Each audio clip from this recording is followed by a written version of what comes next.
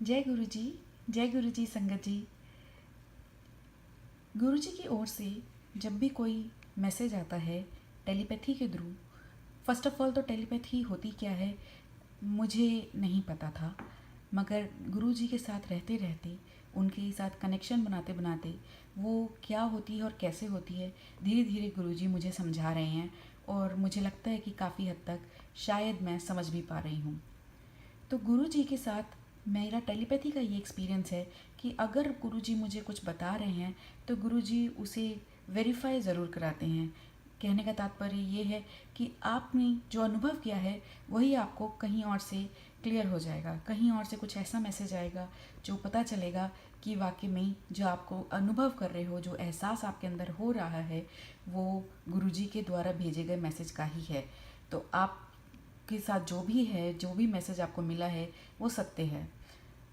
इसी तरह से कल मैं जब वीडियो सुन रही थी एक सत्संग की, तो उसमें रघुबीर अंकल जी जो गुरु जी के पुराने सेवादार रह चुके हैं, उनका एक सत्संग जिसमें वो शेयर कर रहे थे कि जब गुरु जी फिज़िकल फॉर्म में थे और बड़ा मंदिर बन रहा था, तो कोई एक संगत आई जिनका कुछ काम हुआ और उन्होंने बड़े मंदिर के लिए कुछ 5 लाख की रकम देने का सोचा, जो कि गुरुजी इनिशियली कह रहे थे कि रहने दो। रघुबीर अंकल के थ्रू कह रहे थे कि नहीं, ये रहने दीजिए, ये नहीं होगा, रहने दीजिए, जो कार्य हो गया है, जो गुरुजी ने कल्याण कर दिया, उसके लिए ये सब करने की आवश्यकता नहीं है। मगर क्योंकि वो संगत जी इतनी ज़्यादा प्रभावित थी, तो उन्होंने कहा कि वो देंगे। मगर जब उनका काम हो गया तो एक अनइंटेंशनल एक अहम आ जाता है। तो वो जब देने के समय आया तो उन्होंने कहा कि मैं ऐसा करता हूँ कि वो जो 5 लाख हैं उसका एफडी करा देता हूँ, और जो उसका जो ब्याज आएगा वो भी देते रहेंगे, तो उससे डबल फ़ायदा हो जाएगा। तो ऐसे करते करते फाइनली ऐसा हुआ कि वो नहीं हुआ, वो नहीं दे पाया, और मतलब नहीं देना चाहा उसने, वो दे सकता था मगर शायद उसने दिया नहीं या जो भी था। तो उनके सत्संग से यही कंक्लूजन निकला कि जब अहम आता है तो आपकी बुद्धि भ्रष्ट हो जाती है, और वो अहम तब आता है जब आप आपका काम जब बन जाते हैं, जब आप उस फेज़ से निकल जाते हो, और जब गुरुजी आपको छोड़ देते हैं आपके सब डिसीजन मेकिंग के लिए, और तब आप जो रास्ता चुनते हो उसी पर डिपेंड करता है कि आप फर्दर गुरुजी के साथ जुड़ोगे या नहीं जुड़ोगे। कहने का अर्थ है कि जो आपको नींबू की तरह निचोड़ने वाला समय था, तो वो वहीं पर ही शायद वो आपकी टेस्टिंग फेज़ होता है, और उस टेस्ट में जो फेल हो जाता है वो फेल हो जाता है, और जो पार हो जाता है वो तर जाता है। तो खैर, जब ये अहम उसके अंदर आया तो उसने गुरुजी के बारे में मतलब काफ़ी भला बुरा भी कहा उस ज़माने में। तो खैर वो तो पॉइंट नहीं है यहाँ पर डिस्कस करने का, मगर यही बताना चाहती हूँ कि जब वो अहम आता है तो बुद्धि भ्रष्ट हो जाती है, और गुरुजी ने रघुबीर अंकल जी को मना कर दिया कि अब उससे ना तो कोई बात करी जाए, और ना ही उससे कोई पैसा लिया जाए, और ना ही कोई इस बारे में बात होगी।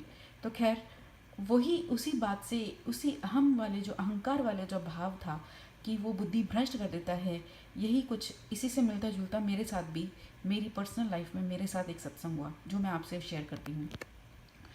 मैं क्योंकि एक योगा से काफ़ी इंक्लाइंड हूँ, योगा, मेडिटेशन, जब ध्यान, पाठ, पूजा ये सब करती हूँ, तो पाठ पूजा तो अब नहीं करती हूँ, मगर हाँ, योगा, असनाज और क्रिया और ये सब में इन्वॉल्व हूँ। तो मेडिटेशन में बड़ा आनंद आता है। अब जब गुरु जी से कनेक्शन जुड़ने लगा, तो प्रातः काल के जो एक्सपीरियंसेस होते हैं, वो अनुभव बहुत ही सुंदर होने लगे गुरु जी की कृपा से। तो मुझे ऐसा लगा कि मैं इन अनुभवों को और इंटेंस करूं, अपने मेडिटेशन को और इंटेंस करूं, और उसके लिए मैंने सोचा कि जो योग सूत्र हैं, जो पतंजलि के अष्टांग योग है, तो उसकी तरह जब ध्यान धारणा ये जो होते हैं, होते हैं, तो ये सब मैं करूं।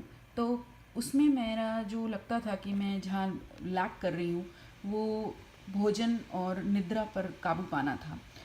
उसके लिए मैंने सोचा कि अगर मैं अपने भोजन पर काबू पाऊँ, अर्थात कि मैं थोड़ा अल्प आहार लूँ और मतलब नियमित रूप से लूँ, तो शायद मैं और अच्छा मेडिटेट कर पाऊँगी मॉर्निंग में। अब क्या हुआ कि जब मैंने वो करना शुरू किया तो मेरे वो अनुभव बंद हो गए। मतलब it was completely blank, nothing happening. I was just thinking while sitting कि मतलब नहीं हो रहा है मेरे, मतलब नहीं हो रहे हैं वैसे अनुभव। अब वो क्यों नहीं हो रहे हैं, तो उसके बाद जब मैंने ये सुना रघुबीर अंकल के थ्रू, और ये मैंने अपने सेल्फ एनालिसिस किया जब, तो ये आभास हुआ कि जो भी कुछ होता है ना, वो गुरु जी की रज़ा से ही होता है। इट डजेंट मैटर कि आपने खाया है या नहीं खाया है, या आपने वो 8 योग के सूत्र जो हैं वो आपने जो उसके पड़ाव हैं वो आपने करे हैं, फुलफिल के नहीं करे हैं। मतलब कहते हैं ना कि गुरु कृपा हो तो सब कुछ मिल जाए, मोहन उसी समय मिल जाते हैं जैसी गुरु कृपा होती है। तो गुरु जी ने बहुत अच्छे से समझा दिया मुझे कि जो तेरे साथ जो भी हो रहा है ना, वो मेरी कृपा से हो रहा है, वरना तो कुछ भी कर ले, कुछ नहीं होना। तो ये मैं यही कहना चाहती हूँ कि वो जो अहंकार, एक अनइंटेंशनल अहंकार का भाव आ गया था कि हाँ अब तो अच्छा कर रही हूँ मैं मेडिटेशन में, और मैं इसको और इंटेंसीफाई कर सकती हूँ। मतलब मैंने ये सोच लिया कि ये सब कुछ मेरे करने से ही हो जाएगा, इनडायरेक्टली, अनकॉन्शियसली, अपने सबकॉन्शियस ऑफ माइंड में मैंने ऐसा सोच लिया था। और उसको गुरुजी ने एकदम क्लियर कर दिया कि तेरे सोचने, तेरे करने से कुछ नहीं हो रहा, ये जो कुछ भी हो रहा था ये मेरी कृपा से हो रहा था। तो ये जब गुरुजी ने मुझे क्लैरिफाई किया, और उसके बाद रघुबीर अंकल का ये सत्संग सुना करके जो बताया कि अहंकार से बुद्धि भ्रष्ट हो जाती है, और जो कल्याण होने वाला होता है वो भी अटक जाता है, वो भी रुक जाता है, और आप किसी और ही दिशा में मुड़ जाते हो, अपने पतन की दिशा में।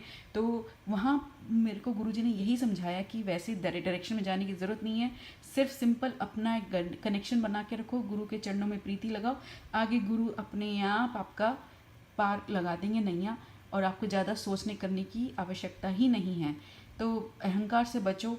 और जो जो उनके गुरु जी के वचन है उसमें भी वो बारंबार यही कहते हैं कि जो अहम होता है वो आपका पतन का, लोभ मोह अहंकार और जो 5 और हैं टोटल चीज़ें जो गुरु जी बताते हैं, तो वो उसको बिल्कुल छोड़ के गुरु जी के पास जाओ और ब्लैंक होके जाओ। और ये मत सोचो कि आपकी करनी है या आपकी किस्मत है या क्या है, ये सिर्फ गुरु जी की कृपा है जिसकी वजह से आपको ये आनंद प्राप्त हुआ है। और बस आप उनका कोटि कोटि शुक्राना ही कर सकते हो, और सही मायने में तो शुक्राना भी सफिशिएंट नहीं है जितनी कृपा का आप अनुभव कर रहे हो और जितनी कृपा का आनंद उठा रहे हो। तो बस यही मेरा सत्संग है कि अगर आप भी इसी दिशा में हैं तो कृपया अपना सेल्फ एनालिसिस करें, और पतन के रास्ते पे अननोइंगली जाने की बजाय सिर्फ गुरु जी के चरणों में ही प्रीति लगाएं, उन्हीं का शुक्राना करें, और बाकी जो करना कराना है वो तो गुरु जी ने ही करना है, हमारे बस की तो कुछ भी नहीं है। बस हम तो सिर्फ उनका शुक्राना कर सकते हैं और उनसे प्रीति लगाए रखें, इसकी भी लगन वो ही देंगे, ऐसी हम प्रार्थना करें। तो विद दिस गुड नोट मैं अपना सत्संग यहीं कंक्लूड करूँगी।